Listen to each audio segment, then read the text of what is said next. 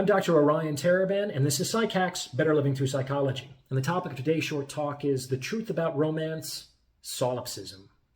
This is another one that's probably been staring you in the face the entire time. Romance is fundamentally solipsistic. And because this might be an unfamiliar term for some of you, let me first define what that is. Solipsism is the belief that nothing exists outside of the self. Consequently, we could also probably say that romance is narcissistic, but that carries a whole host of other associations that I don't want to get into today. Now, before I explain why romance is solipsistic, please remember to like this video and subscribe to this channel. It costs you nothing, takes only a second, and it's how you can support me in my mission to deliver free, high-quality content to the world. Thank you for your help.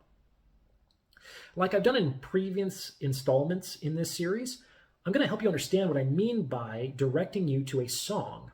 In the pinned comment below, I put a link to one of my favorite modern romance songs, Chasing Cars by Snow Patrol.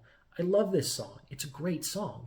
It has this delicious musicality that starts simple and builds to this glorious, triumphant crescendo, which is meant to represent the experience of merging with the love object.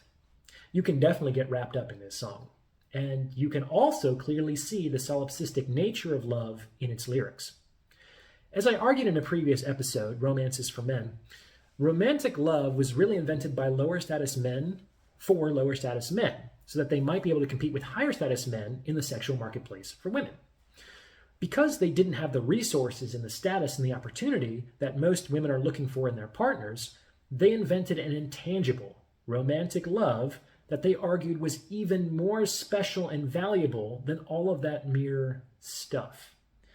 It's kind of a spell that romantic lovers attempt to cast over their love objects. However, it's a tenuous, fragile spell that can really be broken at any time. So romantic love actually works only to the extent that the romantic lover succeeds in drawing the love object away from anything that would remind her, essentially, that the emperor has no clothes. Listen to the lyrics of this song.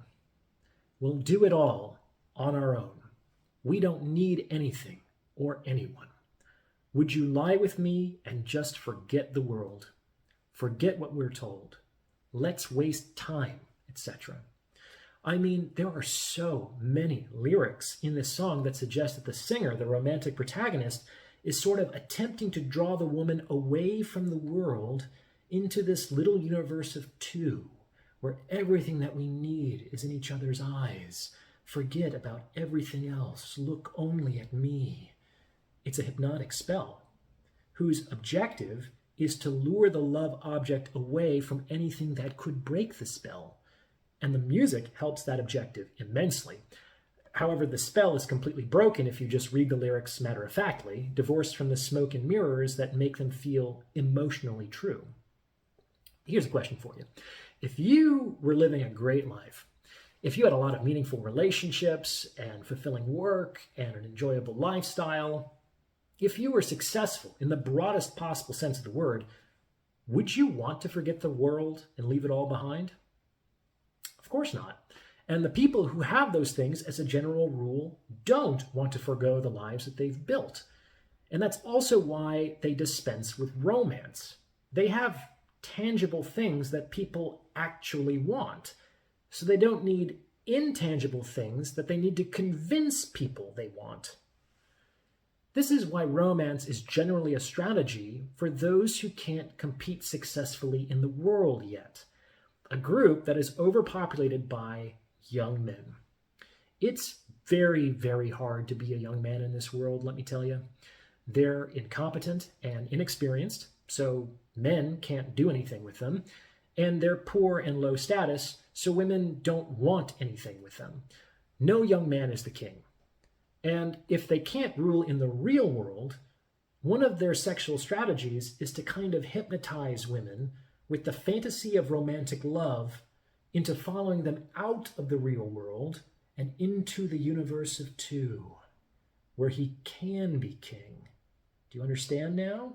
The goal of romance is solipsism, because it's only in a universe of two, that is, a universe without competition, where the lover pauper can be king. Let that sink in. What do you think? Please remember to like, comment, and subscribe for the algorithm. And remember to see the About tab for more information on donations, consultations, and sponsorship opportunities. Thanks for listening.